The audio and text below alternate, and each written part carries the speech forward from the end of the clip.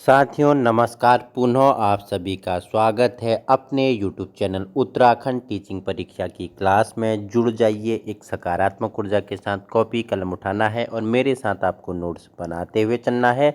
उत्तराखंड से संबंधित, चाहे आपका यूके पीएससी हो जाए या आपका यूके ट्रिपल एससी हो जाए, दोनों की दृष्टि से हमने उत्तराखंड के इतिहास के बारे में प्लेलिस्ट बनाई हुई है, ज्योग्राफी के बारे में और यहाँ का जो प्रशासनिक ढांचा है उसके बारे में हमने दिन प्रतिदिन हम चर्चा परिचर्चा करते हैं। और हम किसके बारे में, जो जनपद सीरीज हमारा, ठीक है, हमारा जनपद सीरीज चल रहा था, उसमें हमने अल्मोड़ा जनपद को हमने कंप्लीट कर लिया। उसके 3 भाग में हमने अल्मोड़ा जनपद का हमने जियोलॉजिकल स्ट्रक्चर हो गया, हमने हिस्ट्री जाना, हमने ज्योग्राफी जाना, ठीक है, वहाँ का जो क्या है एडमिनिस्ट्रेशन है उसके बारे में हमने चर्चा परिचर्चा की। मतलब कि जितना भी आपके लिए अल्मोड़ा से महत्वपूर्ण था वो हमने 3 वीडियो में कंप्लीट कर लिया था। अगर आपने वो वीडियो नहीं देखी है तो आप वहाँ अल्मोड़ा वीडियो को कंप्लीट करें, अल्मोड़ा जनपद की वीडियो को कंप्लीट करें। उसके बाद आप आएंगे बागेश्वर जनपद का हम इतिहास जानेंगे, इसका भूगोल जानेंगे, इसका प्रशासनिक ढांचा के बारे में चर्चा परिचर्चा करेंगे। महत्वपूर्ण वीडियो होने वाली है, ठीक है। देखो, आप देख सकते हैं ये जो चित्र में संलग्न है बागेश्वर है, ठीक है, सरयू नदी के तट पे आपको पता है कि बागेश्वर है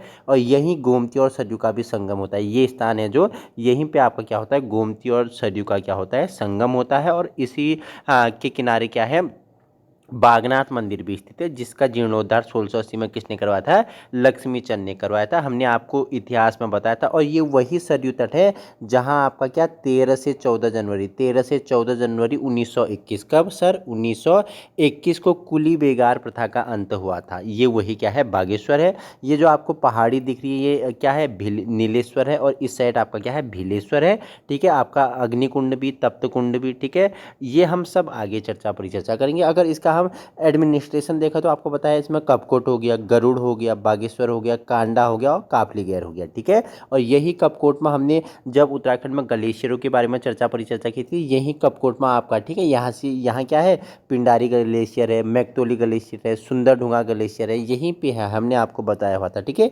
गरुड़ में हमने बताया था गोमती नदी बहती है, ठीक है, इसी के किनारे पहला कुमाऊं का कृत्रिम झील है, बैजनाथ मंदिर यहीं पे है, ठीक है, जिसे भूदेव ने बनवाया था। हमने उन सभी के बारे में चर्चा परिचर्चा की। और ये डिस्ट्रिक्ट है बागेश्वर, इसका क्या है, मुख्यालय है, ठीक है। बाकी आपका कांडा और काफलीगैर आपको पता है, ताकुला काफलीगैर मार्केट पे स्थित है, जहां हमने इससे पहले अगर अल्मोड़ा में हमने आपको झिरौली, ठीक है, झिरौली मैग्नीसाइट बताया था। यही काफलीगैर में आपका क्या पड़ता है, झिरौली मैग्नीसाइट पड़ता है। उसी की यहाँ पे क्या है, फैक्ट्री है और यहीं से क्या मैग्नीसाइट का उत्पादन होता है। लेकिन वर्तमान में ये सब पे क्या है, रोक है। तो आइए, ये तो बेस था, ये तो नॉर्मल आपके लिए बेस बनाया। अब चर्चा परिचर्चा कर लेते हैं बागेश्वर के बारे में, ठीक है। तो बागेश्वर को सबसे पहले क्या कहा जाता है, उत्तर का वाराणसी, ठीक है। निम्नलिखित में से किसका उपनाम उत्तर का वाराणसी है, तो बागेश्वर का ही नाम क्या है, उत्तर का वाराणसी से कहा जाता है। बागेश्वर को बागनाथ और बागेश्वर नाम से भी से जाना जाता है। बागेश्वर और बागनाथ और बाघेश्वर, ठीक है, बाघेश्वर नाम से भी से जाना जाता है। और उत्तर का काशी भी से, या उत्तर का वाराणसी, सॉरी, उत्तर का वाराणसी से कहा जाता है, ठीक है। बागीश या बागेश्वर या वाणीश्वर भी इसे कहते हैं, ठीक है, को शिव नाभि के रूप में जाना जाता है। जो बागीश है, बागेश्वर है या बाणेश्वर है, इसे क्या शिव नाभि के रूप में जाना जाता है। भगवान शिव के कारण बागेश्वर को तीर्थराज भी कहा जाता है। भगवान शिव के कारण, शंकर के कारण इसे क्या कहा जाता है, तीर्थराज भी कहा जाता है, ठीक है। अगर बात करूं बागेश्वर का पौराणिक नाम क्या था, अग्नि तीर्थ, सर इसका पौराणिक नाम क्या था, अग्नि तीर्थ इसका पौराणिक नाम था। और ऐतिहासिक रूप से वर्तमान में बागेश्वर क्षेत्र को दानपुर कहा जाता है, ठीक है। इसे वर्तमान में आपको पता है कांडा कपकोट वाले एरिया में, क्षेत्र में जाओगे तो दानपुर में भी आता है। तो इसे क्या, वर्तमान क्षेत्र को क्या, दानपुर भी कहा जाता है, ठीक है। अगर गरुड़ साइड आएगी तो आपको पता है गरुड़ में कत्यूरी कहा जाता है। कत्यूर घाटी ही गरुड़ वाली क्षेत्र में आपको कत्यूर, और बागेश्वर वाली क्षेत्र को दानपुर कहा जाता है, ठीक है। बागेश्वर में स्थित बागनाथ के मंदिर का पुनर्निर्माण हमने अभी बताया था 1602 में किसने, लक्ष्मीचंद ने किया था, ठीक है। मैं इसकी भी फोटो आपको टेलीग्राम में भेज दूंगा, जो वहाँ मंदिर परिसर में लगा हुआ है कि 1602 में इस मंदिर का निर्माण किसने, पुनर्निर्माण लक्ष्मीचंद ने करवाया था। आप मुझे बताना लक्ष्मीचंद किस वंश का शासक था, ठीक है, और कितने नंबर का था, हमने इतिहास में पढ़ा था, ठीक है। वहीं देखो बागेश्वर सरयू और गोमती नदी के संगम पे हमने पहले ही बता दिया था। और मानसखंड में बागेश्वर को क्या क्या कहा गया, नीलगिरी, इसे क्या कहा गया, नीलगिरी गिरी कहा गया। जैसे आप एक नीलगिरी की पहाड़ियाँ कहाँ दक्षिण भारत में पड़ती हो, नीलगिरी की की पहाड़ियाँ, ठीक है, जो पूर्वी घाट और पश्चिमी घाट को जोड़ती है, वहाँ आपका क्या है, नीलगिरी है, दोदा बेटा सबसे ऊंची उसकी चोटी है, ठीक है। तो वैसे ही बागेश्वर को क्या कहा जाता है, मानसखंड में, ठीक है, इसे क्या कहा गया, नीलगिरी कहा गया। कुमाऊं के लिए मानसखंड, ठीक है, कुमाऊं के लिए ना मानसखंड शब्द का प्रयोग हुआ है, ठीक है। जब आप पुराणों में पढ़ोगे या हमारे जो वेदों में पढ़ोगे तो कुमाऊं के लिए मानसखंड प्रयोग हुआ है और गढ़वाल के लिए केदारखंड प्रयोग हुआ है, ठीक है। अभी वर्तमान में कुमाऊं कहा जाता है, लेकिन पहले से मानसखंड कहा जाता था, और वर्तमान में गढ़वाल कहा जाता, पहले से क्या कहा जाता था, इसे केदारखंड कहा जाता था। और संयुक्त रूप से दोनों को खस देश, क्या खस देश कहा जाता था। तो वहीं जो बागेश्वर है, सरयू और गोमती, ऐसा कहा जाता है कि अदृश्य सरस्वती भी यहाँ मिलती है, लेकिन बागेश्वर में सरयू और गोमती नदी का संगम होता है, इसी के किनारे क्या है, बागेश्वर स्थित है। मानसखंड में इसे नीलगिरी भी कहा गया है, ठीक है। मानसखंड में सरयू को गंगा व गोमती को यमुना कहा गया। मानसखंड में जो अपना सरयू है ना, सरयू, सरयू को क्या कहा गया है, गंगा कहा गया है, ठीक है। गंगा नदी को राष्ट्रीय नदी कब घोषित किया गया था, बताना मुझे, कब, 4 नवंबर 2008 को गंगा नदी को राष्ट्रीय नदी घोषित किया गया है।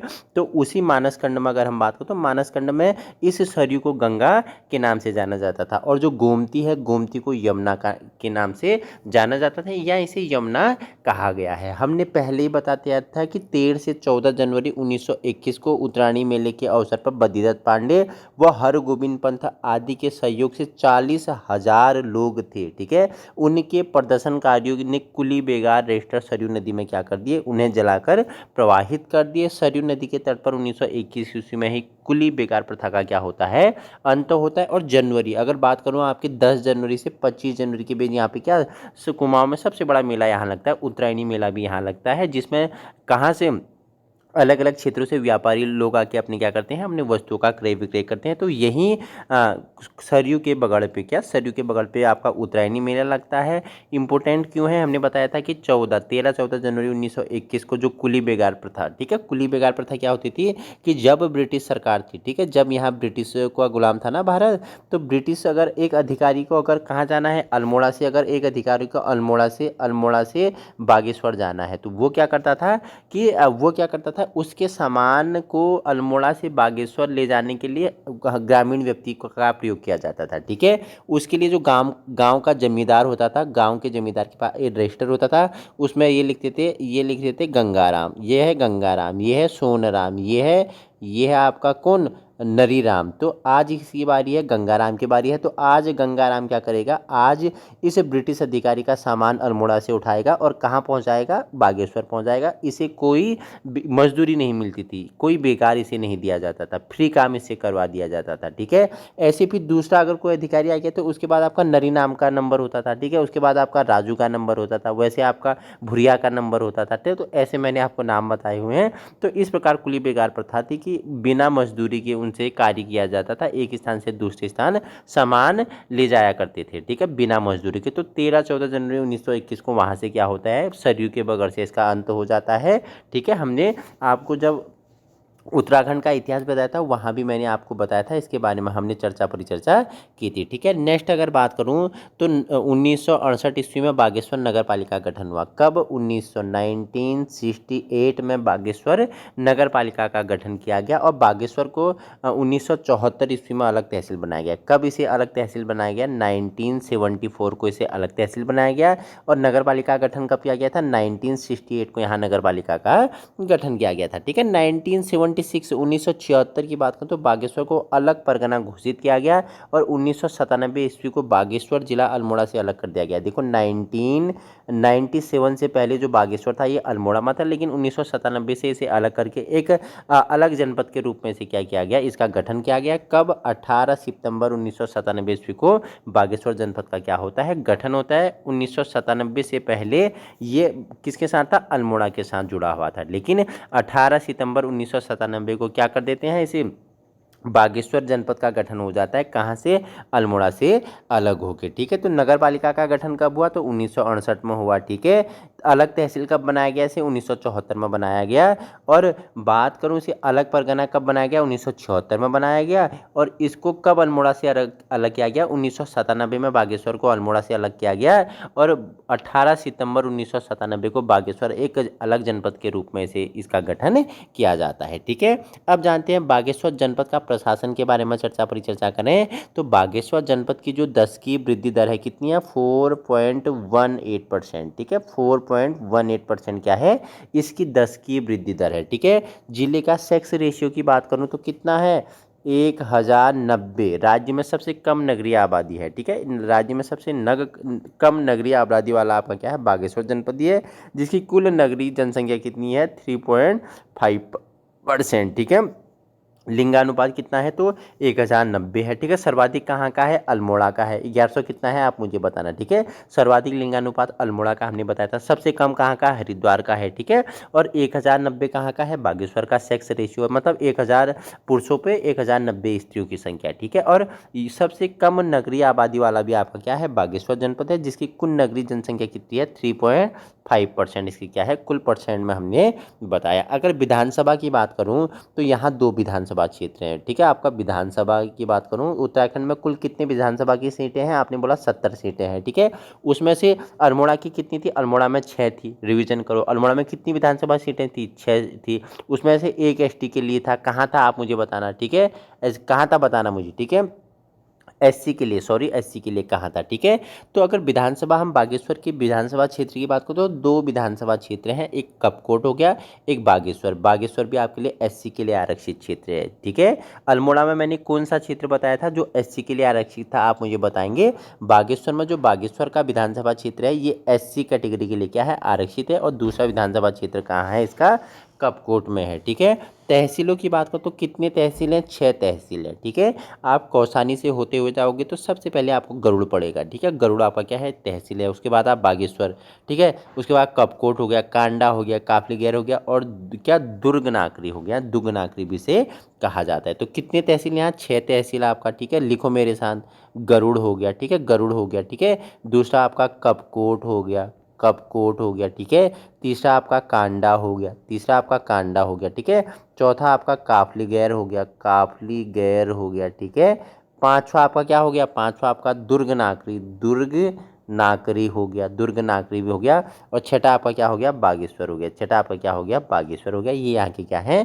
तहसील हैं। ठीक है, विकासखंड कितने हैं? तो विकासखंड कितने हैं? 3 विकासखंड हैं। ठीक है, गरुड़ हो गया, गरुड़ विकासखंड हो गया। ठीक है, गरुड़ हो गया, कपकोट हो गया, कपकोट हो गया, और तीसरा आपका क्या हो गया? बागेश्वर हो गया। तीसरा आपका क्या हो गया? बागेश्वर हो गया। ये आपके क्या है?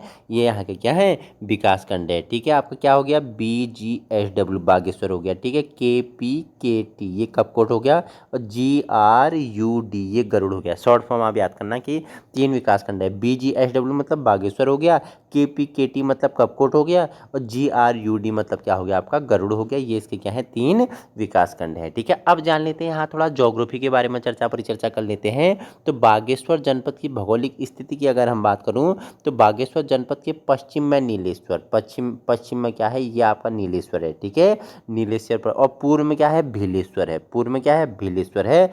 उत्तर में सूरजकुंड है। डिग्री कॉलेज जब आप जाओगे ना वहाँ, बद्रीदत्त पांडे डिग्री कॉलेज, तो उससे ही नीचे आपको खेल का ग्राउंड मिलता है, वहाँ आपका क्या है? वहाँ आपका सूरजकुंड है। दक्षिण में आपका क्या है? अग्निकुंड है। इसके मध्य आपका बागेश्वर फैला हुआ है। ठीक है, इसके मध्य यही आपका नुमाइश खेत है। ठीक है, यही आपका नुमाइश खेत है। ये आपका क्या? गरुड़ से आते हुए रोड आती है, ये आपको कॉलेज रोड और कपकोट कांडा को रोड जाती है, ये आपको तहसील होते हुए ये ताकुला रोड को कनेक्ट करती है। ठीक है, तो पश्चिम में नीलेश्वर, पूर्व में भीलेश्वर, और उत्तर में सूरजकुंड, दक्षिण में अग्निकुंड। ठीक है, तो इसका ये क्या है?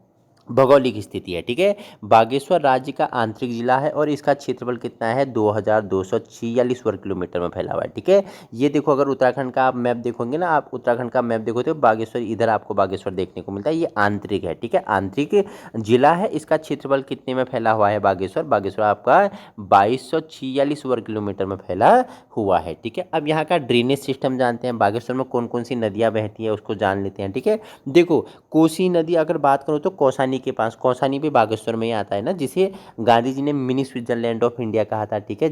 यहाँ पे अनासक्ति आश्रम मैंने बताया है, सब आपको कनेक्ट करते हुए, ठीक है। तो कोसी नदी जिसे बिहार का शो किया जाता है, कौसानी के पास ना धार पानी धार से निकलती है। कोसी नदी कौसानी बागेश्वर के बाद अल्मोड़ा, नैनीताल, उधम सिंह नगर 168 किलोमीटर तक राज्य में बहने के बाद सुल्तानपुर के पास राज्य से बाहर हो जाती है और उसके बाद उत्तर प्रदेश के चमरोल में रामगंगा में ये मिल जाती है, जिसे शैडो ऑफ बिहार कहा जाता है, बिहार का शोक कहा जाता है। और इसी की घाटी को क्या कहा जाता है, धान का कटोरा कहा जाता है। तो कहाँ, कौसानी के धार पानी धार से कोसी का उद्गम स्थल है, ठीक है। अगर नेक्स्ट बात करूँ तो पुराणों में कोसी नदी को कौशिकी कहा गया है। हमने जब ज्योग्राफी ऑफ उत्तराखंड किया था तो वहाँ हमने नदियों के बारे में जो ड्रेनेज सिस्टम है वो बिल्कुल मैप से आपको समझाया हुआ है। अगर आपको और अच्छे से समझना है तो आप ज्योग्राफी ऑफ उत्तराखंड पढ़ सकते हैं, वहाँ मैंने आपको और अच्छे से बताया हुआ है, ठीक है। कुमाऊं में कोसी नदी को क्या कहा जाता है, इसकी घाटी को धान का कटोरा कहा जाता है, मैंने आपको पहले ही बता दिया है, ठीक है।